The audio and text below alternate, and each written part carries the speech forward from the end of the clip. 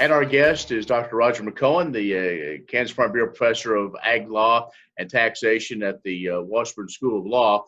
Uh, we've talked a lot about this payroll protection payment that now agriculture has been eligible for, but going through the SBA, something that agriculture isn't used to.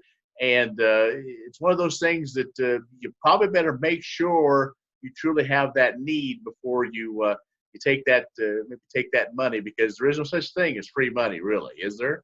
Well, that's exactly right, Ken, and probably the viewers remember a few weeks ago there was an uproar about a couple of some major universities that they wanted the money back from. That said you shouldn't have taken the money, and then I think it was Shake Shack and another type of business that were fairly prominent in the news saying, "Well, you didn't really need this money. Why don't you pay it back?"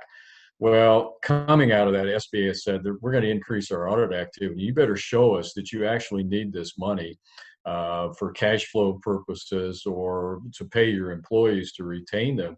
And they're going to audit these.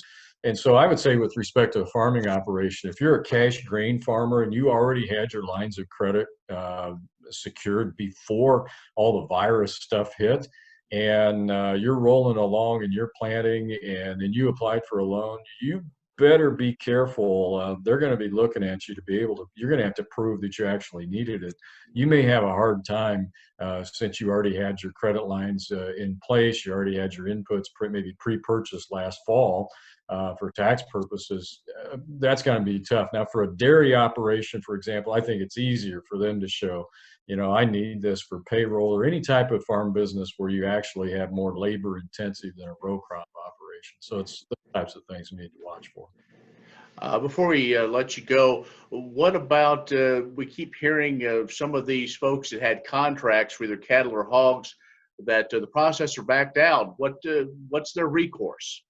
Well, first thing to do is look at your contract, and I'd say get it to a good ag attorney that deals with ag contracts to look at it, and it may have a clause in it that we call a force majeure clause. I wrote an article on this. It's posted on my blog on April 17th, so people can go look at that. But basically, that's a clause that says, in addition to acts of God, such as weather, which is what we normally think of. If there's some type of governmental action, there's a war, there's something that the government says that would invalidate your contract, then I don't have to perform. And so you want to look there. If that clause is not in there, then we look to common law and maybe such common law doctrines as frustration of purpose, or it just doesn't make any sense anymore because my market is gone, ethanol market is gone, dairy market is gone. So they're not buying corn, they're not buying milk, they're not buying hogs because the processing plant is down. So you got to look first to the contract language, see what it says. Maybe there's an out.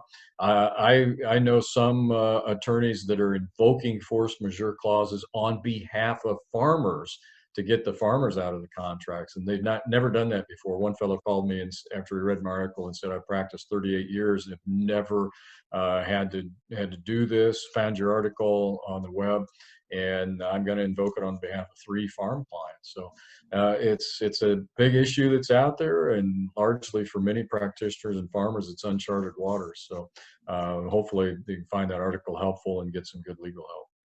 All right, Roger, thanks for joining us. Lots of interesting things. I'm sure we'll do this again. Thank you, Ken.